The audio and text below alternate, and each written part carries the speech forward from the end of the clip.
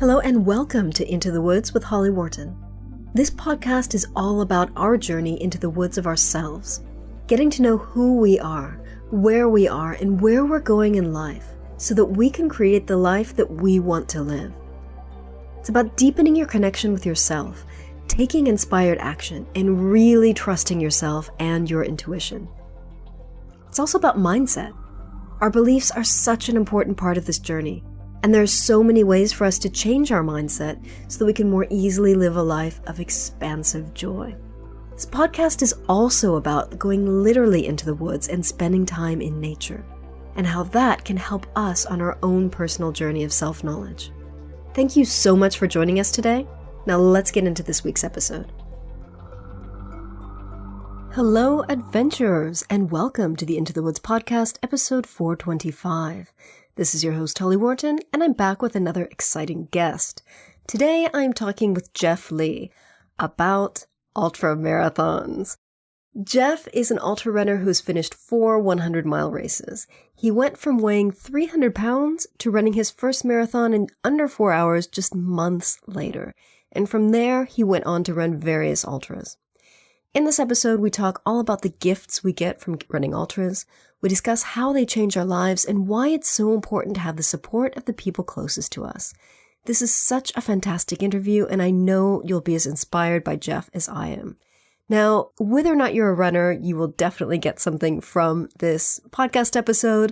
If you're listening to this, I know that you do other types of adventures, so you will learn things that will be applicable to your sport or your adventure of choice. So, Jeff, who is Jeff? Jeff Lee has had a career at the highest levels of public policy and politics at the state, federal, and international levels.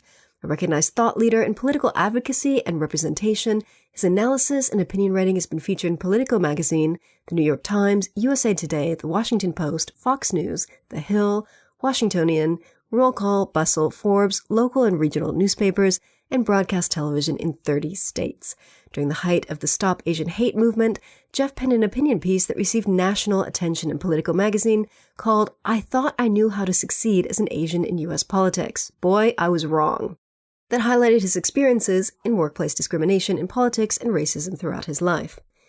Jeff is now an executive leader in technology where he's vice president of public policy and external affairs for Rhino, a fintech startup working to give renters everywhere greater financial freedom through affordable insurance solutions.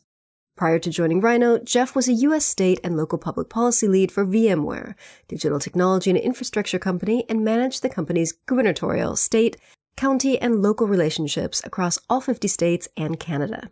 Jeff focused on emerging technology policy, including privacy, 5G, broadband, cyber, sustainability, workforce development, diversity and inclusion, education, and IT modernization. He also sits on the Homeland Security Advisory Committee for the California Governor's Office of Emergency Services, where he provides recommendation to the Governor's Homeland Security Advisor on response and policy pertaining to cyber, disasters, terrorism, drug interdiction, intelligence, and other emerging threats. Jeff has completed 4 100-mile running races. He is qualified for the Boston Marathon, has been to every Major League Baseball ballpark, all 50 states, and 85 countries. I don't know how he has time to fit in his running, except I do, because we talked about that in this episode. I'm super impressed by how he leads such a high-achieving life and has a great family who he's very engaged with and still manages to fit his training into his ultras. So, what are you going to learn today? Talk about how Jeff went from 300 pounds to running his first marathon. We discuss the lessons he learned from running 4 100-mile races, how his 100-mile races changed his mindset about what's possible for him. We also discuss why ultra running is a team sport and why having support is so vital. Finally, we talk about things that people in the outdoor adventure community can do to help people of color feel welcome. So, without further ado, let's head over to this week's episode. I hope you really enjoy it. This was a fantastic conversation. It's one of my favorites. So, enjoy. Hey, Jeff, how are you? I'm doing great here in DC. We are just getting a little bit of rain for once in a while. How are you doing there in the UK? Good. It actually hasn't rained for a while here. It's such a cliche that people in Britain always talk about the weather, but usually we have more variety, but it hasn't been raining that much lately, so. Well, you know what they say in the Mid-Atlantic here in DC? If you wait long enough, you'll get all the seasons. Yeah. So we're getting some seasons here soon. Good. So, Jeff, tell us a little bit about yourself. Who are you and what do you do? Oh my gosh. Well, I feel like that's like when two people love each other very much. I think if you want to hear about me, I always tell people you need to know about my parents who from Vietnam originally. They were refugees after the fall of Saigon 46 years ago. They hopped to different refugee camps across Thailand and the Philippines and landed in California in 1981. Wow. And then I was born a year later.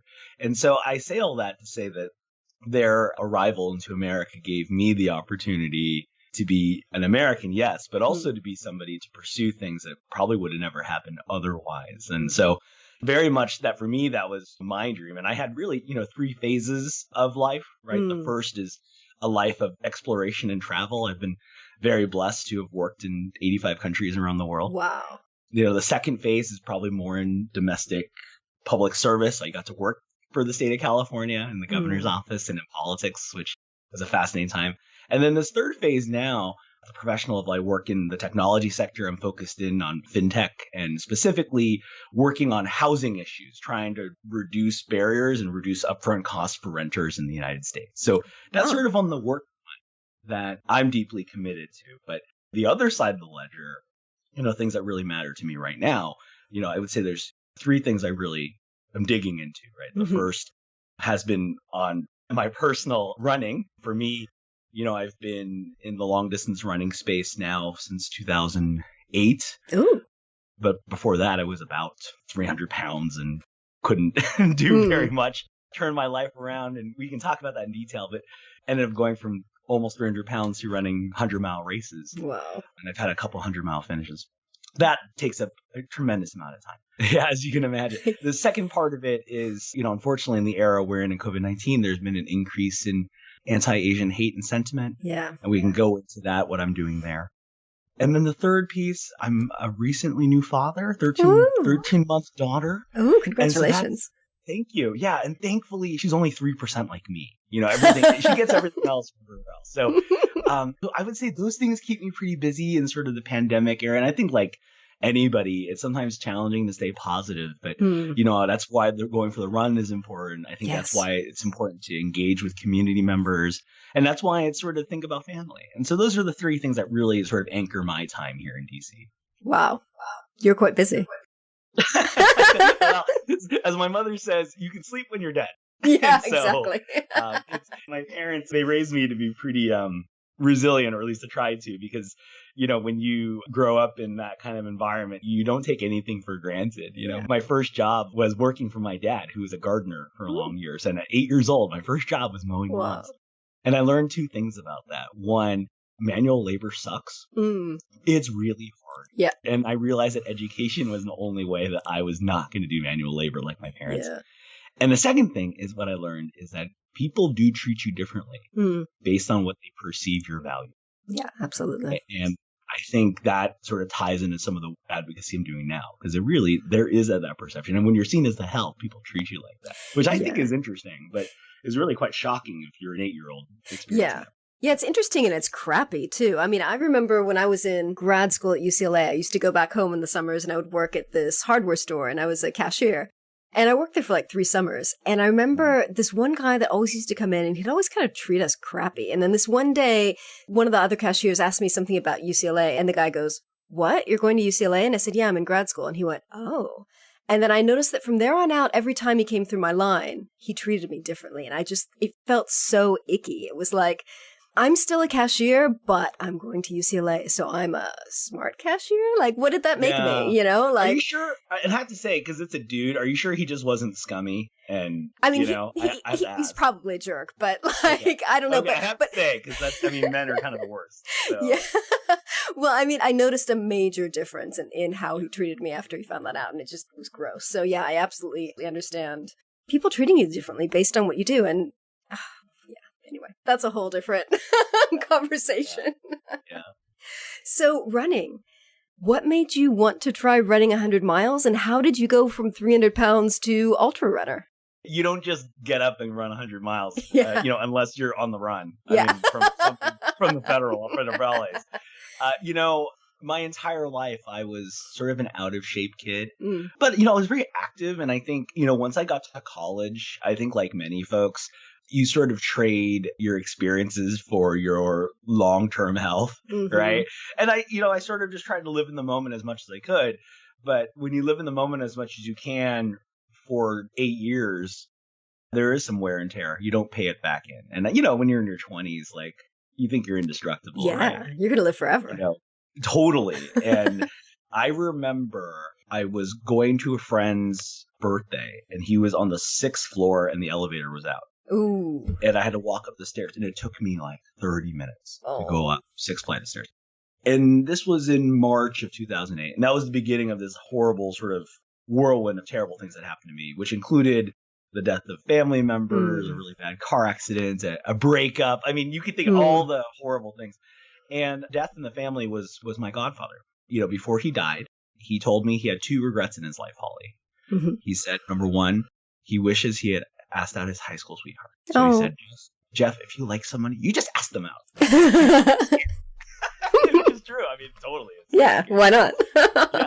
Yeah, you only live once unless you're Buddhist or Hindu, right? Yeah. And the second piece was, he said, Jeff, I never ran a marathon under 4 hours, and I really regretted it. And I was with him when he ran 4:01.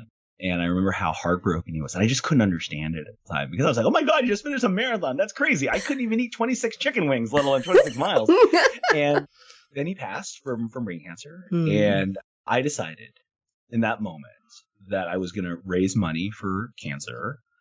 I was going to train for a marathon, and I was going to turn it all around. But I didn't know how that actually works, right? So I signed up for my first gym membership. This was April of 2008.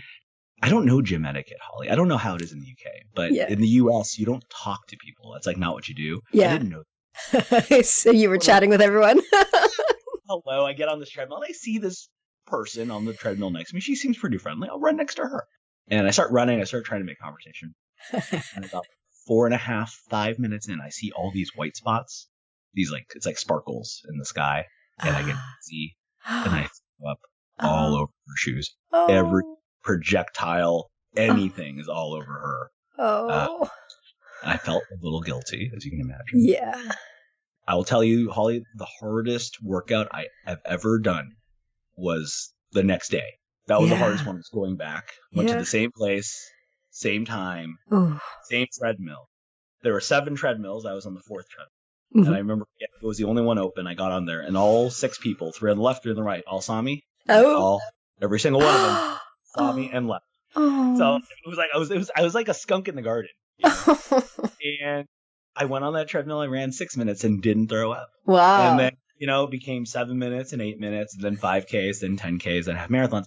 And then that October, so this was 6 months later, I invited all of these people from all across the country to come watch me run this marathon. And it was always kind of a joke, because people hadn't seen me the whole time. And I remember calling my mom, and I was like, hey, Mom, I'm going to run this marathon. I want you to come up for it. And she started laughing. She's like, I've only seen you go really far if there was a good sushi deal, right? Which is true. I will go to great lengths for a deal.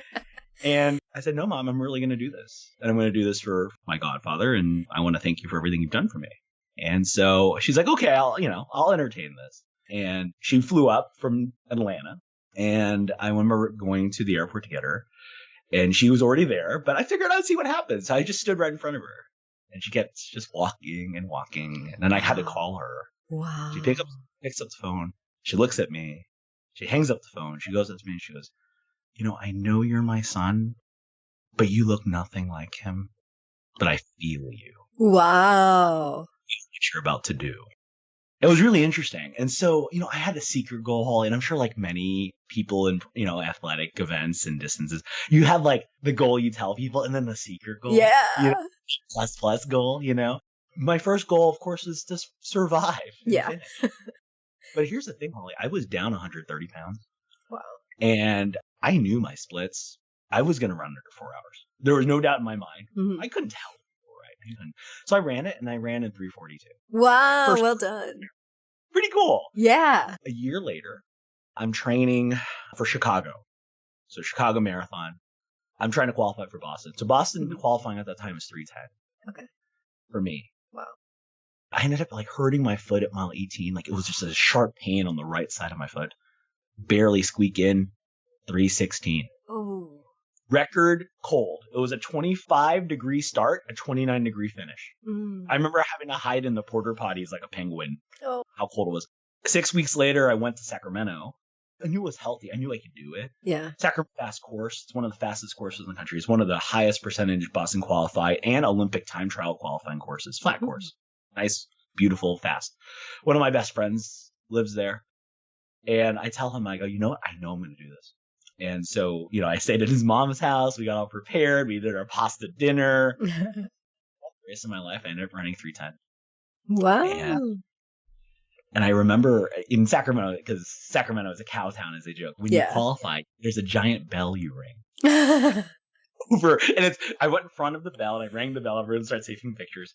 And then but the finish line is next to the state capitol, Holly. Oh, and I remember saying, this was in 2009. I remember saying, Sacramento's a nice town. Maybe I'll work here one day. And years later, I ended up working there, largely from that. But yeah, so I qualify for Boston. A few months later, though, I get deployed to Afghanistan. Oof. And so my only way of training is to train on a treadmill in a basement. Ooh. So I trained on this basement for about a year. Then, and it was the worst. But the cool part, Holly, was, to stay motivated, what I would do is people would send letters and pictures and stuff, and I'd put it in the basement. Mm-hmm. It's like this sort of like shrine of support. And for each workout, Holly, it was similar to what I did for my first marathon. For anybody who gave me money for cancer research, I told them about a mile from me. So I would carry a card, and on the card, it would have a number and a name.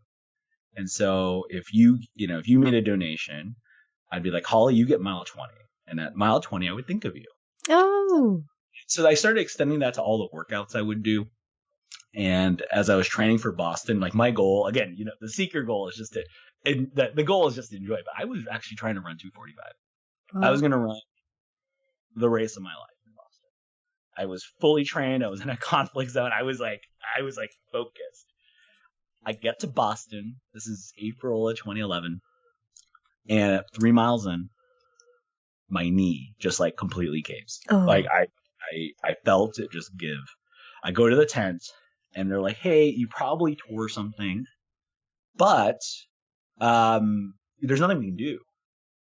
And I said, well, can I finish? Oh. And they said, well, of course you can finish. It's going to suck. And then I asked the smarter question, would it cause more damage? Yeah. And they said, actually, no. Oh. This torn is torn. You're good. So why don't you, if you think you can do it, you can do it. So I ended up. They didn't even like tape you up with like KT tape or anything? No, nothing. They just said good luck. They like put a little rub on it, and I just went out there.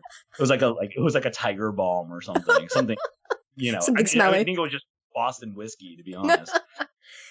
And yeah, I ended up just surviving and finishing. But the consequence of that knee injury was I couldn't run for a year. Oof. And when I could run again, I lost the speed I had worked so hard for. Mm. So that was when I had the question to your real question: how the heck do you finish a 100-mile race? Yep. You think about the longer distances when you realize you've done everything you can at the other distance. Huh. And so at marathon distance, I couldn't go faster. So what could you do? So I was like, okay, I'll run back-to-back marathons. I would go run a Saturday, Sunday marathon. Saturday marathon, Sunday marathon. Just, see how it goes. Oh, okay, it was good. And then it became, what about the 50K? 50K, it's a little 5 miles more. Finish the 50K. Okay, it's kind of fun. Trails, it's pretty, it's smaller, it's a little disorganized. And then the 50 mile. The 50 miler is pretty interesting. Mm. It's a little more organized. There's, it's 12 hours to finish. You totally can do that. Yeah. And then the 100. It just kept coming up. The 100, the 100, the 100. And it was my 32nd birthday. It was in Georgia, where my family lives now. Mm-hmm. And a close friend of mine said, "Hey, Jeff, I'll do the 100 miles with you." It was a looped course in the woods, which is not ideal. Yeah. It was, and by the way, it forecasted rain, 80% chance of rain. Ooh, and what time of the year was this? This is in December. Oh, wow. December, in the rain, in the woods, in Georgia. And it's the first time I'm running 100. And the thing with the 100, and I think this is the case for a lot of running, but the further you go in the distance, the less physical it is and the more mental it is. Yeah. And so I had my card, I had 100 miles with 100 names. But I told my friends this. I said, if I'm struggling on your mile, I will call you. Ooh. Ask you for the naughtiest, dirtiest jokes or stories because I need you to distract me so I can keep moving forward. Because I'm going to be in a lot of pain. Mm-hmm. The pain cave, as they call it, right? Yeah. And the first 25 felt great. The next 25 felt good. And I swear, Holly, when I got to about mile 75, 77, 78, I really felt like the whole world was collapsing. Mm-hmm. And there's the thing with the 100-mile race, which is so powerful, is there is no hiding from what it will do to you. Like, it doesn't matter how talented you are or how old you are or how young you are. At some point, it strips you bare. Yeah. And it tests you go to the darkest places you can think of. Because you're also running through the night. Yeah. Most of these races have about a 30-hour cutoff, but some have longer cutoffs depending on the terrain. This was a fairly flat course, so it's not some crazy mountain race or anything, right? And I remember calling my friend at mile 80, and I was like, I don't know if I can finish. And he told me the story of a story he had never told anybody, but he had told me the story of how he met someone on an airplane and fell in love and traveled the world. And that story was about a 2-hour conversation. Wow. And that story got me from mile 80 to the upper 80s. And I swear I would not have finished without him. Would not have finished. So this is feeling, when we run, there's a feeling like it's just about you, right? You get there, you get the picture, you get the medal. Mm-hmm. But the truth that there's all these people in your corner. And when I finished that 100, the organizers knew it was my birthday. They had a cake for me. Oh. So they had a cake for me at the finish line. I had finished under 30 hours. My friend was there. He drove. I got to take a nap. It happened. I've done 3 more since. So there's something so addictive about making impossible feel possible. Yeah. Yeah. That was your first 100. It's amazing. Yeah. And later on, it was like, okay, you need different challenges. So, there was one I did in 90% humidity in Wisconsin. Oh. And different challenge, right? Yeah. But the interesting part is I had a world-class pacer with me who ran the last 50 miles with me. So having someone physically with me through it and coach me through it, who had finished 50, 100-mile races, she's just a total badass. Mom of 3, but just tough as nails and incredibly gifted. So a combination of both supportive and tough. Yeah. Yeah. You want to quit at 70. You want to quit. You're like, this is stupid. I want to go home, right? It's cold or it's hot or there's too many mosquitoes. You just make the excuse. Yeah. And I'll tell you, in that race in Wisconsin, the moment was she said, hey, we need to make up time. I want you to drink this thing. I'm not going to tell you what it is. Ooh. It was around mile 80, 81.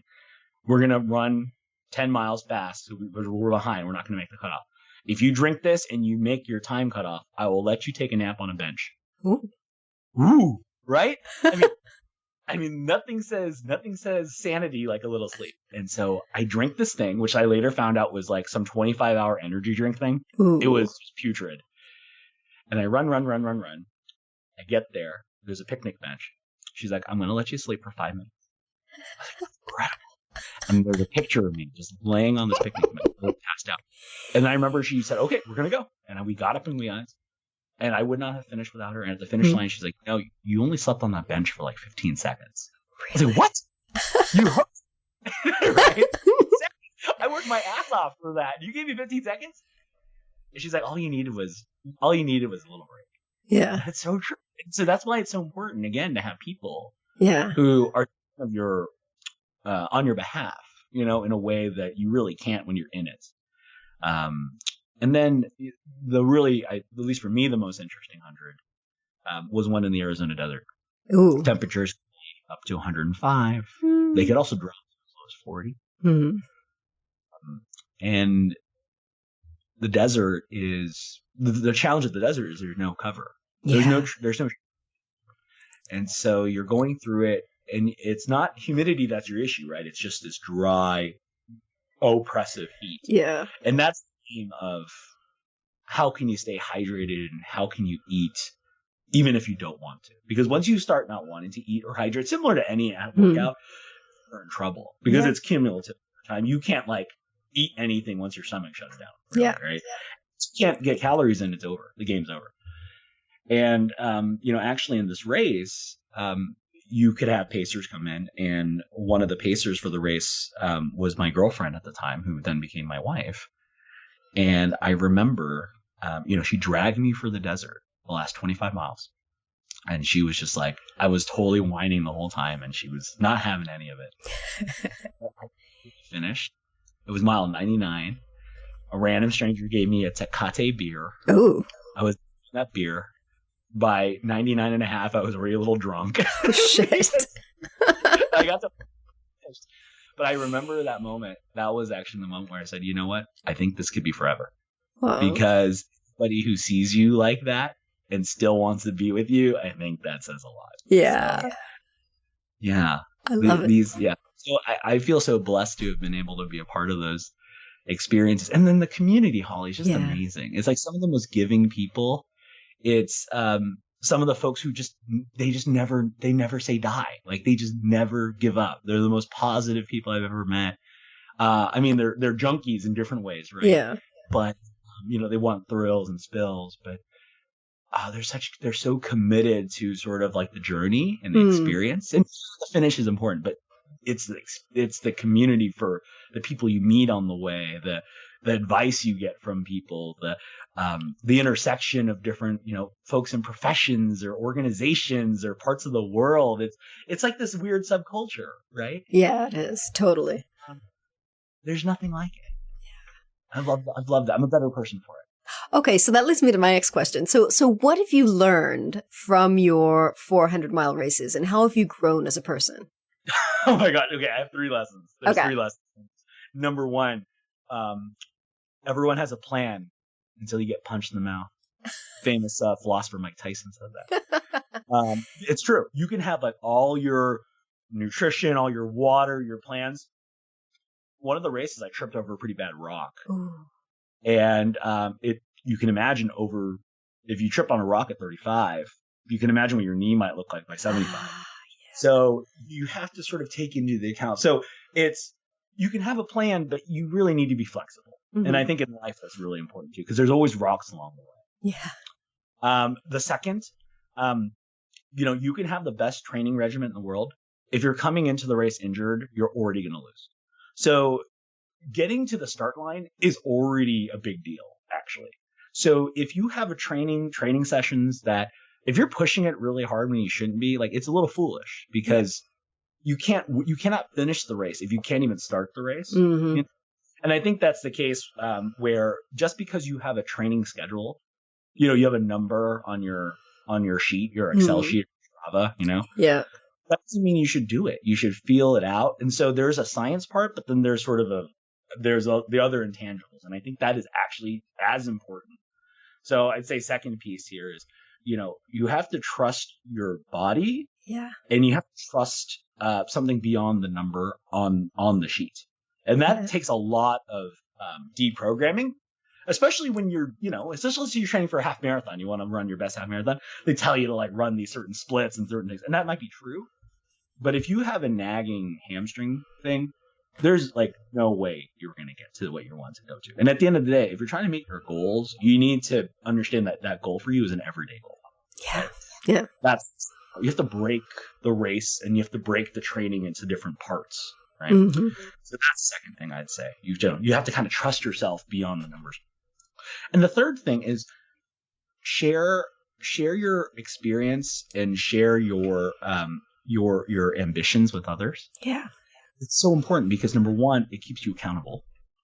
People will support you in trying to get to that. Number 2, you can learn so much from so many different people. And it doesn't have to be running people. Like, people can give you great life advice that's applicable to what you want to do. Mm-hmm. Right. And then within that too, I would say, above all, it makes it so much less lonely. Yeah. So I think that can be I think the long distance runner has this sort of reputation of being a loner.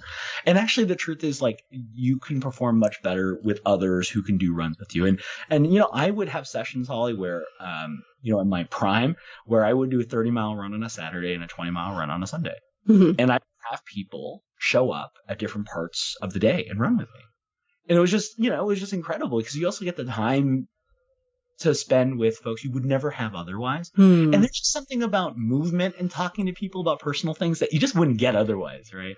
I found those to be really important lessons, sharing your journey with people so they can be a part of that journey and then be a part of your success. Like, that's critical. I think, you can fail on your own, or you can win with everybody. And it's so much better to win with others. So much better. Yeah, I really like that you say that, because my husband's also a runner. And so we'll go out on training runs together, and we crew for each other and that kind of thing. And it really makes a difference to have, someone so close to me that can participate in this with me, and I can help him. And, it makes a big difference. 100%. I mean, the fact that you're crewing for him or vice versa, it's incredible, because I've seen it, the darker sides of running, right? I've seen it where running becomes a third person in the relationship, right? And so to have the buy-in from your partner is so important. Otherwise, it becomes like the resentment train, right? Yeah. And like, you shouldn't have to pick. You really shouldn't. Yeah. And obviously, especially when you have other family commitments, there has to be a balancing act. But as you know, you still have to get the runs in. Yeah, exactly. You still have to find a way, right? Like, for me, I have to do my long runs at night now when, when the little baby goes to sleep. I can't do it during the day. It's impossible. Impossible. Yeah. So, that's not my preference, right? I don't love doing long runs from 7:30 to 11:30. I don't like that. But especially in DC, where it can be a little interesting. But you have to adapt. And I think that gets back to sort of the runner ethos, which is, you got to make it work. Yeah. Got to make it work, but your partner is essential to making it work well. Yeah, absolutely. I was just watching UTMB over the weekend, and watching all the, I love it. Like, Courtney, watching all the, I know. Oh, I was just going to, so I was just going to talk about Courtney. I love her. She's my favorite runner. But I was listening to this interview with her, and how her husband always crews for, and he was crewing for every step of the way. And she kept talking about, the race, and we won, and we did this and we did that. And the interviewer was like, I assume the other part of we is your husband. And she was like, yeah, I see trail running as a team sport. Like, my team is my crew and me. I'm just putting the miles on my feet. I'm the one on my feet, but like, we're all making it happen together. Yeah, I mean, it's like, it's like in a race car, right? Yeah. Like, I mean, there's the driver of the race car, but there's all the mechanics along the way, right? Yeah. Or there's your crew chief to make sure that, everything's up to speed. And especially at UTMB or Western States or at Hard Rock, and we can talk about me pacing at Hard Rock, everyone has to be all in. Yes. All in. And it has to be a degree of positivity that sort of transcends even the experience, because, again, at UTMB, it will eat you alive. If you have any lingering doubts that don't get resolved, you will not finish. Yep. And you have to be just so mentally strident and determined, but at the same time vulnerable, right? It's this interesting, combination. But what Courtney did, I remember just like watching the interview after. I was just like, I was just emotional, because that says a lot, not just about her ability, but again, about her team's ability to get to a place at peak performance. And, peak like mental toughness. And obviously her record shows that. But this was her greatest achievement by far. Yeah. And that says a lot for someone so gosh darn accomplished. I know. Oh, I cried when she crossed the finish line. I was watching the last half hour, and I was like, oh, Courtney's going to win again. And I got to tell you, I bet you if she does that race 5 more times, she finishes above 7. Yeah. I bet she probably finishes I think she could have finished easily in the top 5. Yeah. Which is kind of crazy to think about, because that field is stacked. I know. Stacked with talented athletes. I know. I was watching the interview with the guy that came in right before her, and he was like, she's right behind me. She's going to come at any minute. How did she do this? Superhuman. Well, you know what I love about the ultras too, Holly, is, two things. One, when you pick out folks in a crowd at an ultra, you have no idea what they're finished, where they're going to finish. Yeah. Because it's so mental. I love that. It's not like the 10K where you kind of know. Yeah. You're like, okay, these are all Ferraris. You kind of know how to drive. Yeah. But the Ferrari can't get you through the mountains. Yeah. And the second thing I love about the ultra is that at any given time in the race, you have no idea when people are going to find their extra gear. That's the thing you cannot figure out. Like, you just find some people, find it in the mid miles. Some people find it in the end, and it's just something you're always so surprised. Yeah. That I love. I love watching it. I mean, as you've seen, just watching what people are doing on the different terrains and courses. I mean, when you see someone attack Leadville, it's so different than when they're taking on Western States. And there's sort of this understanding in these races that you have to adapt to these new environments, no matter how you've been trying. Maybe you've raced the course a little bit, you run the course a little. But it's still not enough necessarily. And that's what makes it so fun. It's so unpredictable. You just never know who's going to really make that charge. I love that. Every race is so different. I mean, even if you run the same race every year, the weather conditions are going to be different. The trail conditions are going to be different. It is so many variables. So it always keeps you on your toes. Infinite. I mean, the two races I'm most proud of, were the races I never did. It was the races I paced. Ooh. And I'm sure you feel this way. There's such good karma from pacing and crewing. As even if it's with not your best friend, even if it's actually with strangers. And I've certainly had to jump into races, and people ask for help, and you're like, oh my gosh, I have to jump in. But one of my best friends, one of the folks who would do ultra races with me, he got into hard rock. Ooh. And I cannot tell you how hard the lottery system is just crazy. Yeah. And hard rock, it's a 48-hour finish. And there's a reason why it is. And, the Western States, the western side of Colorado and the San Juan Mountains, it's completely unpredictable. It is one of the most beautiful courses I've ever seen. It's like you're going in time to a fantasy world, like Chronicles of Narnia or something. It's something like that. It feels like that. There's a lot of wonder. But the altitude, the degree of difficulty, you need your hiking poles, the delirium over 2 straight days. Yeah. So imagine how you're feeling on the second night. Think about that. It's so crazy. But I remember, when I went to pick him up, I had the 60 to 80 loop, which, that's usually where people quit. It's where they're like, okay, I cannot do a second night. It's the beginning of the second night. And Josh, my friend Josh, is one of the most accomplished ultra runners. He's finished every ultra he's ever done. Ooh. With many sub 24 finishes. Just very good at what he does. And he was in a real low, and he was like, Jeff, just talk to me. And it was 12 hours of talking. Just all the things, and he will tell me to this day that enough stories were exactly what you needed to finish. He had the physical ability. He just needed the distraction, or at least reset mentally. Yeah. And he ended up finishing not just that hard rock. He finished 2 hard rocks after. Wow. And that is not an easy course. That's the same thing at Western States. Holly,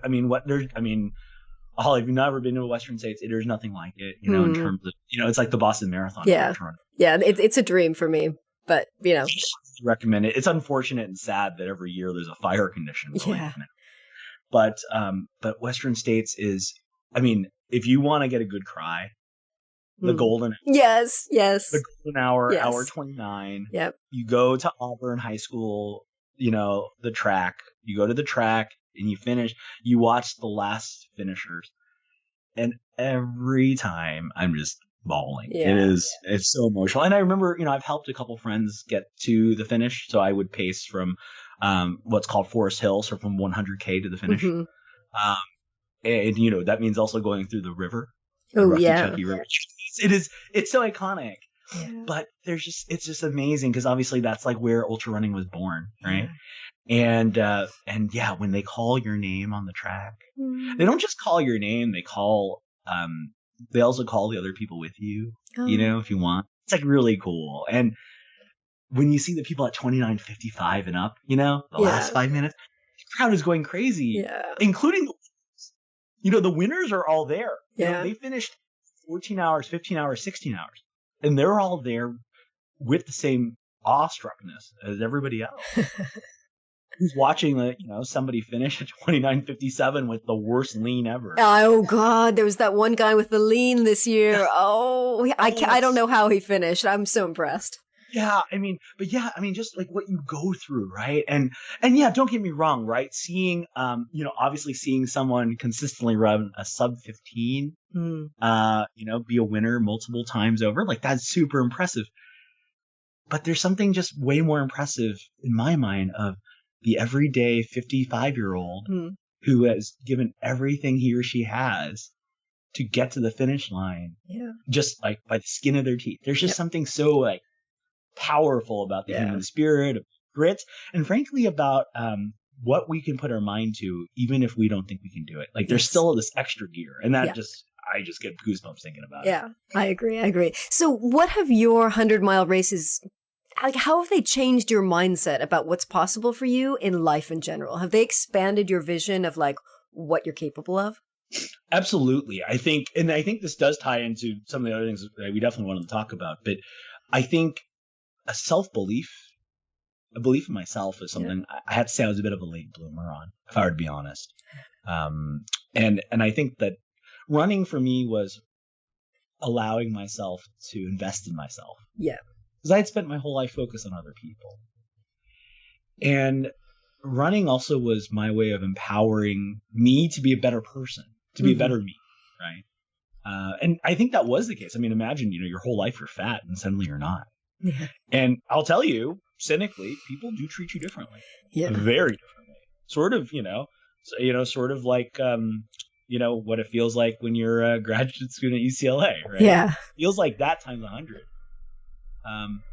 Even though physically it's different. The way you sleep changes. The way light feels on your face changes. The way little children come up to you and smile at you. It's like a whole systemic, not to mention dating. I mean, dating is just a different thing. But running opened the world to what could be possible. Ultra running opened the world up of what is possible, what you can beat to do it. So it's very much is a completely different world. It's this thing of whatever you think is possible, just throw it out the window, and then you can reimagine it. Yeah, that's the thing that's most addictive in my mind. And it doesn't have to be 100, right? It can be the JFK 50-mile race, right? One of the most prestigious 100-mile races. Or 50-mile races here. It could be, the small trail run, the 50K that goes up, a volcano. Yeah. Which I have friends that do, right? Oof. It could be Hurt 100 in Hawaii. But you can call it whatever race it is. It is about setting out a goal. Yep. That's definitely a stretch. Yep. Because if you think you're going to finish everything, you're foolish. You're coming in overconfident. That's wishful thinking. Things will happen. Even the best runners, right? I mean, some of the world-class runners don't finish, and it's crazy. Yeah. Things happen. You don't know how you're going to react to the weather conditions, as you talked about. You might have a nutrition issue. Maybe there's that aching injury at the start that you didn't tell people about, right? There's all these things. So it really did change my mindset. And it, again, allowed me to be an advocate for me.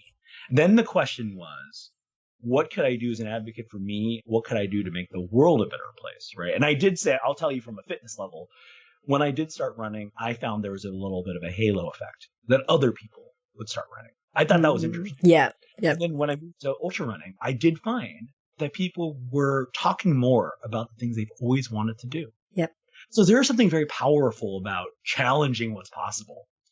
And that is something I try to live my daily life to the best I can. Yeah, I really had this feeling after I ran my first ultra this year, 100K, and amazing. It was amazing. I really enjoyed it. Like it went really, really well. And I remember like after I finished and I was, just trashed and then I went to sleep. What was the time cutoff, Holly? The time cutoff was 18 hours. Okay.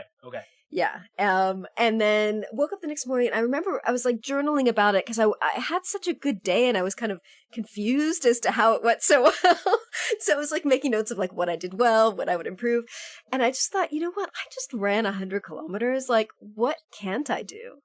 You know, Well, it really yeah, just well, like, certainly do 100. Sorry? You could definitely do the 100-miler. That's for Yeah, darn sure. that's my plan for next year. Which one are you thinking?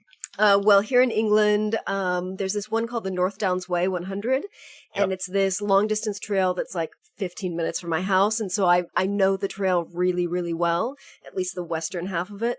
So I'm thinking that's probably a good first 100-miler because I know part of it like the back of my hand, and then the other part will be, you know, newish, but I think it's a good starter. So we'll see. I love that for you. And it'll have that home court feel, Yeah. which I think is so, it is important. I really do think so.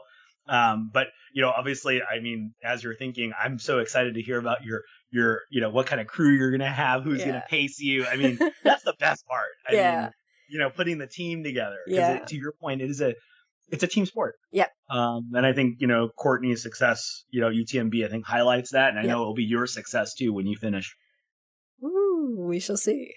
So to segue into our kind of the next topic, have you ever experienced racism on the trails or on your races or in travel? So it's funny. You know, I will say this is my one critique of ultra running. It is pretty white. It's so white. Ultra running is super white. Now, part of it is, I've been thinking about this. Part of it is for you to have the ability to train that entire weekend, you kind of have to have the means to do it. Yeah, absolutely. So I will meet people who will fly very comfortably to races. You know, they come from a very senior professional role, right? They might be in banking, or they're a partner at a law firm, or, you know, they're, you know, a doctor. But it's interesting that it does attract a certain type A. It's interesting. It's like this type A, a combination of a type A for perfectionist, or someone who's like, who always succeeds. High achiever.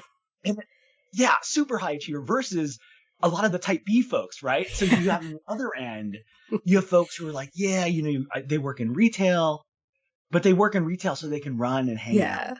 It's like so bizarre and interesting. I'm sure in the UK it's a similar dynamic. But it is not very diverse. No. And so some of that I think is, you know, access to trail. And I think that's based on economic income and opportunity. So I think you're from certain communities of color, you probably don't have the same access to the outdoors. You know, I think that's a factor. I think a lot of folks who would be interested in this, they might have multiple jobs or might be in single family homes.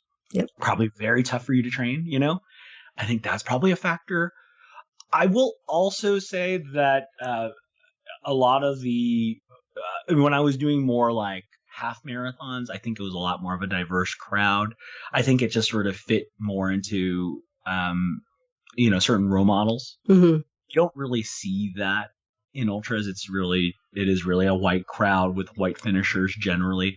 So to answer your question, I never experienced any racist stuff at my races. I definitely experienced racism in my travels, 2 races even. I remember actually when I went to go pace my friend at Hard Rock, there was someone that asked me, you know, where I was actually from. It starts out with like, where are you from? And I'm like, oh, California. And they're like, no, where are you from? I was like, I'm from California, right? Like, but where are you from? And then, you know, and then eventually you're like, okay, are you asking where my family heritage is from? Right? You kind of humor them, right? And you're like, oh, Vietnam, you know. So that's not like necessarily racism, you know. At least if it's a genuine question, right? I mean, it's not violent, but it's crappy. It's not. It makes you feel like you're the other. Right? And if you want to be reminded of how you don't fit in, you can just go back to elementary school when you have a lunch and all your friends have a lunch. You can just picture that, right? I have my, you know, Vietnamese egg rolls, and my friends have a ham and cheese sandwich, and you know, over time it stands out a little. But and then you know, at some of the course, you know, in some of the races, it's in pretty rural areas. And I'd have people ask me, like, you know, they'd say, hey, your English is so good. Oh, shit. And I'd be like, wow, your English is really good. I'm very impressed, too. I'm glad we all got the same education here. And so I try to kill that with kindness. I had a crew. I had an aid station once. Someone did ask me if I was Buddha. And if they could rub my belly for good luck. That did happen to me on a course. Ew. Which, I mean, just saying it out loud seems pretty gross, right? It's actually, now looking back, it's even more gross. Yeah. And my answer, Holly, and this is the thing, when you're an Asian American, you're just trying to blend in. Yeah. You're just trying to move on quickly. And so I've been asked these questions before. And so I always have an answer. And when someone asks me to rub my belly, my answer is always, well, you can if you want, but I'm not a genie. I don't have any wishes for you. And I try to deflect that. But, deep down, it's sad. Because, 99% of the time, when you do these ultra races, it is the most supportive thing ever. Yeah. And everyone's rooting for you. There's occasionally some bad apples there. And I will say that, in the last 2 years, I've experienced more anti-Asian sentiment than I've ever experienced, you know? In my last work trip before the whole world imploded. So this is last March, right? I was traveling for work, and a woman went up to me at the airport in Reno and spit on my face. Oh, this big one. And my reaction, because this has happened to me before. Oh, my reaction was, it's sad, but it's true. My reaction was, I should have brought an umbrella if I knew it was going to rain inside. Oh God, you have such a good attitude. I don't know. I don't know if I could respond that well to someone treating me like that. That's awful. It's not because I want to. It's because, in circumstances, if you're white and you're not white in a situation, and the authorities show up, there's a higher chance than non-white person. No, I know, but and this was in an airport, so here's the thing, right? There were about a dozen people who saw it happen. Yeah. Not a single one of them said anything. Not a single one of them looked me in the eye after. They all just pretended it never happened. Yeah. And I was probably about maybe a 2-minute walk from a security area. Mm-hmm. So they certainly saw it. Yeah. Nobody decided that it was worth their time because I wasn't worth their time. Right. Yeah. And it was a great reminder to me that, when we were talking about the running and empowering yourself, it also speaking up for yourself too. Yeah. And I'm trying to do my best to sort of just highlight to organizations and communities and to Fortune 500 companies to talk about being a bystander to this is not cool. And that's like the case in running. There's a movement in running where, women are constantly being harassed, right, on the roads. And that's not okay. No. In the races, whatever. Like, we shouldn't stand for that either. Just like how we shouldn't stand for somebody being other just because of their, heritage or their background, right? Yeah. So I think running has room for improvement too. But that starts with really just like, sort of a see it, say it, right? If you see something crummy, say it, because bad things happen when good people don't do something about it. Yeah, that's absolutely. kind of what it is. Absolutely. And ultra running is so supportive because everyone's so supportive, but we need to support people beyond just the ledger of did you finish or did you not. Yeah. So that leads to my next question. So what else can travelers and people participating in outdoor adventures and races do to help people from the Asian community or other people of color to help them feel welcome on the trails and just in these activities? Yeah. I think one of the big things is important is when you see somebody, just be friendly. Yeah. I know it's surprising, but you would be surprised. Sometimes people don't want to say hello, but there is something very powerful about extending the welcome. Yep. Right? Yep. Because you got to remember, especially in some of these trail races, they might be the only person of color on the race course. Yeah. Or, they might be the only person on the training schedule, right? Like, you're on a trail. What does that crowd look like? It's pretty white here. Exactly. There's circumstances to that. Yeah. I think that's one thing too. And I think just sort of making sure to extend willingness to give a perspective to advice and feedback is free. Yeah. I think there is something to be said about offering the opportunity to like, hey, if you're, that's awesome. You're training for this. Like, I'd love to be able to give you a perspective if you're interested, or, I think just being. Yeah. And supportive, I guess. Supportive, like you would for anybody. But I think just particularly because again, it's not like they've got many folks that have their life experience, just generally speaking here. Yeah. But I think it allows for, number one, it normalizes things, right? It normalizes this sort of community encouragement. That's important. And two, it makes people know that everyone has shared goals. Yeah. And so even if you're different, you have shared goals. And I think that is actually really important. The third thing I would say, and this I think extends itself beyond running, but in an ideal world, all organizations, all employers should have some sort of bystander training, right? In case there's some sort of harassment that happens, right? For women on the trail or for people of color, for existing. There are ways to de-escalate issues in a way that doesn't lead to harm or violence. Yeah. And I do encourage that. I mean, Asian Americans Advancing Justice has pretty incredible bystander training, and I always encourage my clients and others to give that a look. I find that very helpful and powerful. We have a long way to go on sort of the anti-racist part, but also on the anti-women part, frankly. And I mean, how many times do you hear a story of some women runner being attacked, right? It's tragic and horrible. So, I think there's ways for us to continue to provide support to people that, should be having more support, frankly. Yeah. Well, thank you very much for those ideas. I think, as you said, it's a very white community. And, every time I see a person of color on the trails, like running or hiking or whatever, I'm like, ooh, that's great. Like, hopefully, they're getting the support they need to like learn how to do bigger adventures and have fun in the outdoors. But like, God, otherwise it's just quite. It is. I think it's going to change. I think it will take some time. Yeah, though. I do. I think, ultra running, as you've seen, is becoming more mainstream, right? Yeah, absolutely. And I think with that, you will get more folks in there. But, you need to continue to have role models who are leaders in the field, right? And that doesn't have to mean the best runners. It can also be race organizers coming from different backgrounds. Yep. And I think that's also been an issue, right? You have a lot of race organizers that are also pretty white.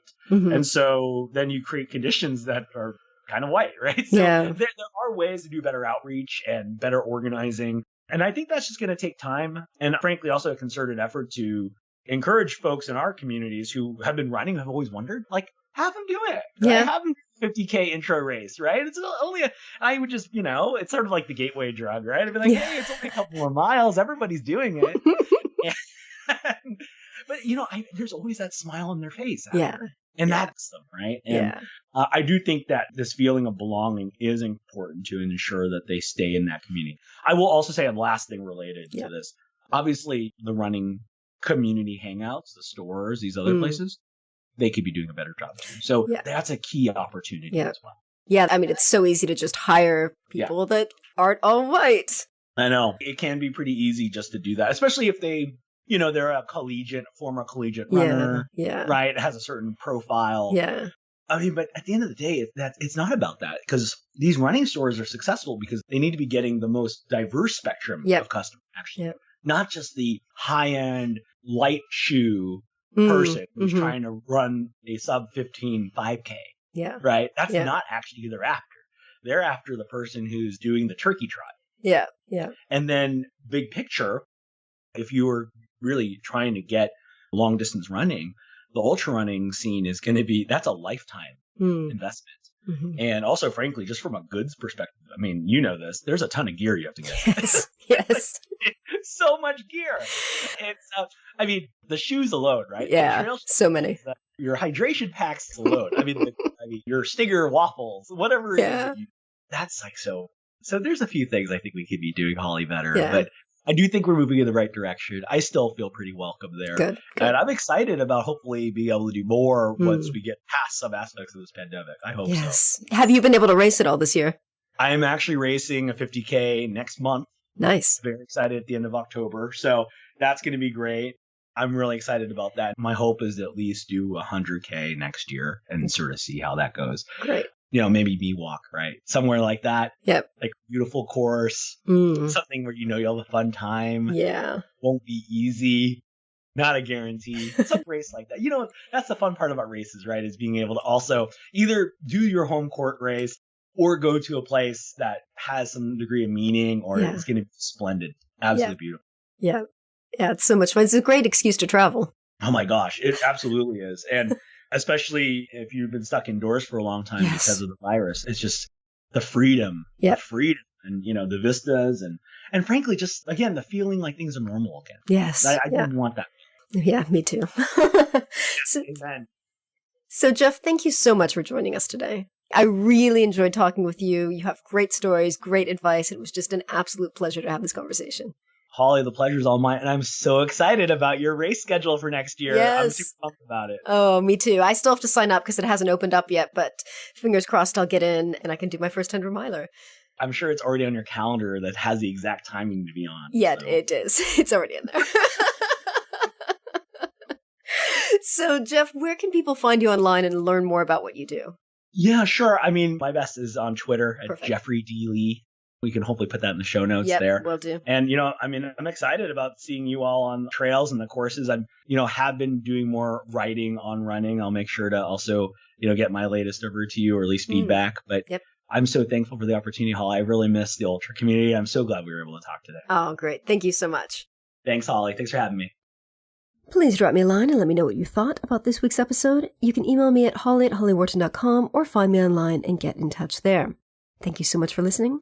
And if you enjoyed this episode, please leave a quick review on Apple Podcasts or wherever you listen to podcasts. Remember to visit hollywharton.com/425 for the show notes on this episode. I include all the links to all the races that we talked about, all the stuff that you might not be familiar with if you're not a runner in the United States, or if you don't watch endless running videos like my husband and I do. So you can learn more about those races if you're curious. So that's all. Thank you very much for listening and have a great week. And most importantly, happy trails to you. Thanks so much for listening to Into the Woods with Holly Wharton. You can find more information about today's episode, including links for topics that were discussed at hollywharton.com. That's HOLLYWORTON.com. If you'd like to connect with other listeners and get support on your journey, I would love for you to join my private community on Patreon. That's patreon.com/Holly Wharton. That's patreon.com/Holly Wharton. Thank you so much for listening, and I look forward to seeing you next week.